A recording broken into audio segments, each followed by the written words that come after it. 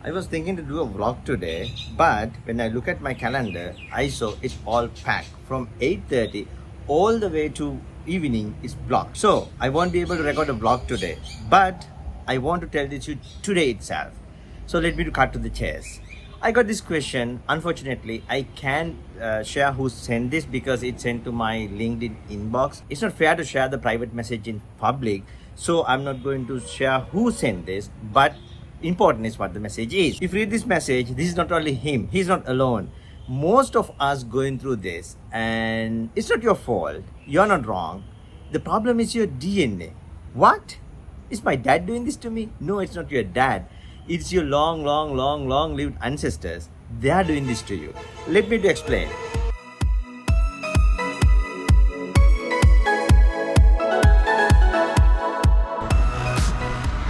I didn't mean that he has particular genetical disorder or something, or I didn't mean that his DNA has some problem. What I mean, as humans, we all have this problem one way or the other.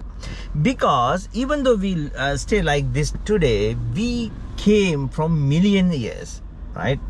So now, during this evolution, if you think about the caveman's period or very early stage of this evolution, they were staged as teams. They had to compete with each other to get something done.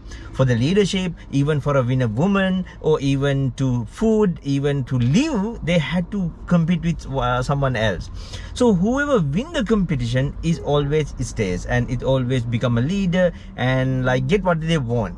So therefore, it is natural you compare with someone else, because that is how we used to be. So now, million years later, today even, we used to sometime compare with others and see whether I am above them or I am below them. So this has a two side. One, if you think you're above them, you build overconfident. That's very dangerous. Then you're going to mess up. And then if you think you are lesser than them, then you lose your confidence. Then it's a catastrophic failure. So how you go for the right balance? If you go to this particular incident, when you get a task, there are only three different ways you can end it up. One, you successfully complete this, so it's all good. And two, you can complete this, and you halfway complete this, task doesn't work, or you did it wrong.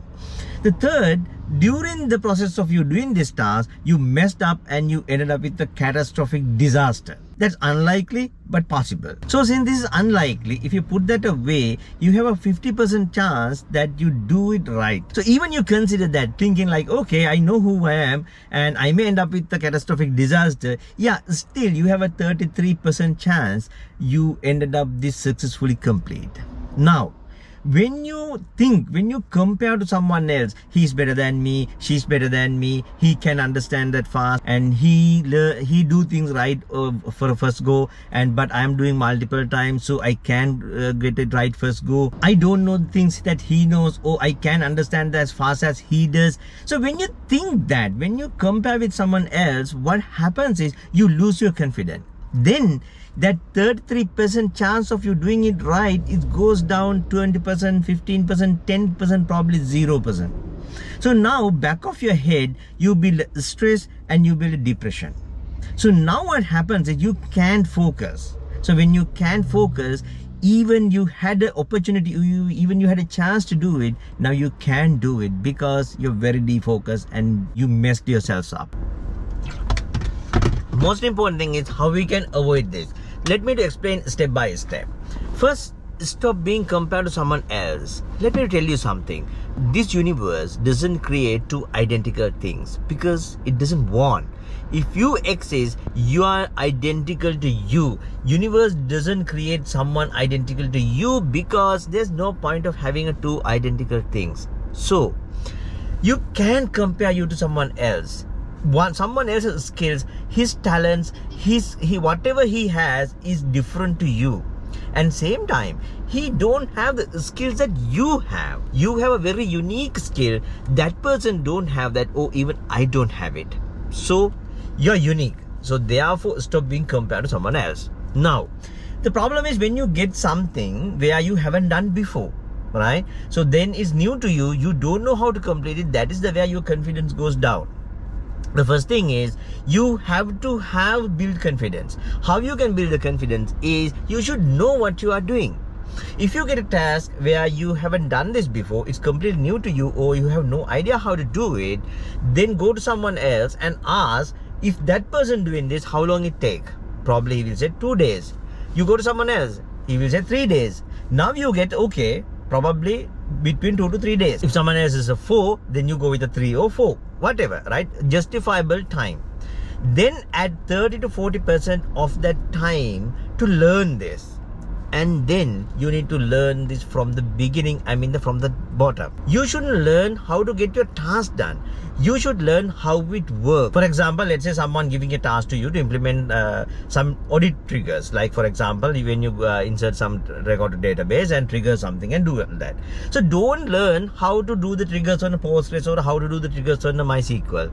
Instead of that, learn how triggers works. What are the type of triggers? What are the advantage of the triggers? What are the disadvantage of the triggers? And what are the use case we can use triggers? In that case, probably you find some better solution than triggers. But if not, at least you will learn how the triggers works. So now you're confident that you can do it. If you get other example, let's say you're a backend developer, you get some UI works to do. You don't know how to do it, right? Because you don't know how Angular works or something like that. So then you add a 40% time to learn this or ramp this up, and then go back and learn how Angular works. Don't learn how to do this particular thing in Angular.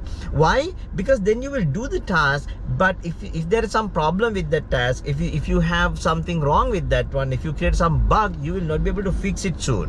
Why? Because you don't know how Angular works, and you don't know how you did it. Simply you copied and paste some code from a Stack Overflow or a ChatGPT, and then you don't know how, you have no idea how that works. You may breaking something. So go back and learn how the Angular works. What is the module? What is the component? What are this component file and HTML file? What those does, and so then you have a confidence about Angular. You feel like, I know Angular at certain percentage. Then you go and you do your task. So if you talk to any PM, if you talk to any of your manager, I don't think they will refuse to give you that 40%, because it's an investment for them. Because when you get the next task, you don't need that 40%. Stop comparing to someone else, because you can do it. Why we are trying to do something we can do, right?